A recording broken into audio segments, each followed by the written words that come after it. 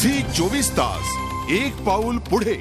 आणि पुढची बातमी आहे जालन्याहून। जालनाकरांच्या पिण्याचा पाण्याचा प्रश्न आणखीनच भीषण झालेला आहे।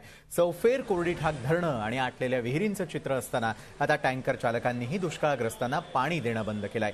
नगरपालिकेनं बिलं थकवल्यानं टँकर चालकांची पाणी न देण्याचा निर्णय घेतलेला आहे। त्यामुळे व्याकुळलेल्या जालनाकरांची तहान कशी भागणार असा प्रश्न निर्माण झालेला आहे। एकीकडे सरकार दुष्काळग्रस्त भागाची तहान भागवण्यासाठी निधी कमी पडू देणार नसल्याचा घोषणा करतंय, तर प्रत्यक्षात मात्र 3-3 महिने टँकर चालकांची बिलच दिली जात नसल्यानं जनता पाण्याविना व्याकुळ झालेली आहे। नगरपालिकेच्या गलथान कारभारामुळे दुष्काळानं हैराण झालेल्या जनतेला हंडाभर पाण्यासाठी देखील वणवण भटकावं लागतंय।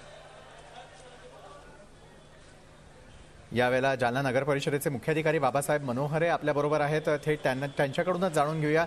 बाबासाहेब, आपण बघतोय की टँकर चालकांना बिलं दिली गेलेली नाहीये, बिलं थकल्यामुळे आता पाणी पुरवठा बंद झालेला आहे। काय कारण आहे बिलं न देण्यामागे? जालना शहरामध्ये आपण साधारणतः 25 ते 30 टँकरद्वारे मागील वर्षापासून पाणी पुरवठा करत आहोत। नियमितपणे यांची बिलं अदाही केलेली आहेत। मागील ऑक्टोबर, नोव्हेंबर आणि डिसेंबर या 3 महिन्याची जी देयक आहेत ती जिल्हाधिकारी कार्यालयाकडे सादर करण्यात आली होती।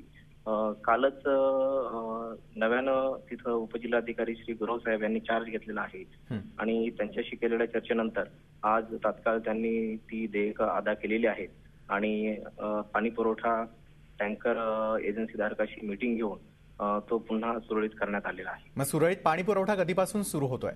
आजपासूनच टँकर सुरू केलेले आहेत। तथापि उद्या सकाळपासून सुरळीतपणे ज्या ठिकाणी जी पाण्याची आवश्यकता आहे, जे नियोजन दिलेलं आहे त्या ठिकाणी सुरळीतपणे पाणी पुरवठा चालू होणार आहे आणि अत्यावश्यक ठिकाणी आज दुपारपासूनच पाणी पुरवठा चालू करण्यात आलेला आहे।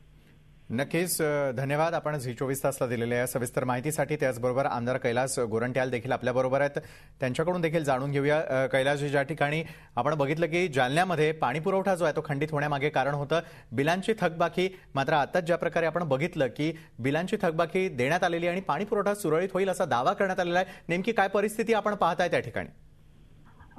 हे बघा, थकबाकी बिलचे 2 प्रकार आहे। एक तर आमचे जे परमनंट सोर्स झाली कंप्लीट, शागड पैठण, अंबड, जालना याची 30 कोटी काही बाकी आहे। शासन त्यासाठी लवकरच निर्णय घेणार आहे।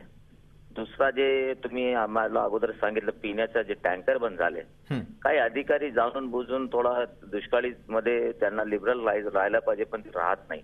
कायदे कानून एवढं सरळ असतानाही कुठं ना कुठं काही ना काही काढतात आणि बिल थांबून घेतात। काही स्वतःचा काही इंटरेस्ट आहे का असं मला वाटतंय।